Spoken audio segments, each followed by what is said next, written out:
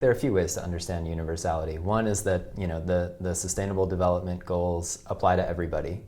We're all sort of signing on to aspire to achieve these things, developing countries Right. alike.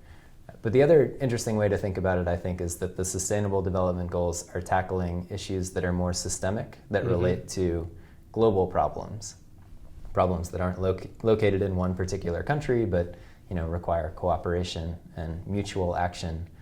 Is that the same as integration? Are those ideas similar and related? Is that a sort of tool that we can use to explain what we mean? Certainly, I think there's a link there. I think one leads a bit to the other. So from my perspective, the SDGs are comprehensive. They are really, the MDGs you could sort of see as the cornerstones, let's put it this way. They were the cornerstones. They were first order of what developing countries would really want to make progress on.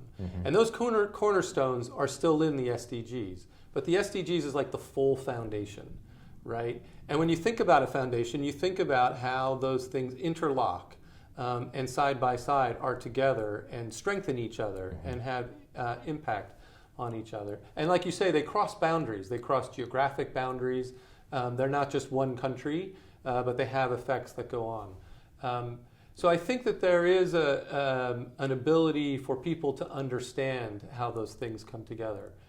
I don't think it's quite integrated development, though, because I think that speaks to, so when you take on your development approach, how are you being sensitive to things that are outside of just one specific indicator or outcome that you're going for? Right. And how is what you're focusing on inside health? How does that also impact on education, on economic growth, on environmental sustainability sometimes? Because what it forces countries and commits countries to being sensitive to making development progress on multiple dimensions and either at once. And so countries aren't going to be able to prioritize and take on a comprehensive strategy that does all of this. Right.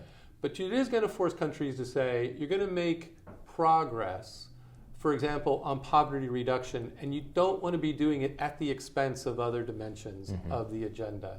So the days of saying, okay, we want to end extreme poverty, we need to do that through economic growth, we need to stimulate economic activity, but doing that in a way that pollutes the environment or causes health concerns is no longer good enough. I mean, we have to ensure sustainability of the environment and be sensitive to climate change and the effects of climate change. Right. And it will really force countries to be sensitive to that as they think through their development planning, and it will force all of us in our collective actions. And it's a challenge. I mean, it's not easy. I mean, it's challenging to communicate. It's challenging to think about attribution. It's challenging to evaluate. But by the same token, I think we understand that this is how development works, and we need to be able to capture that complexity.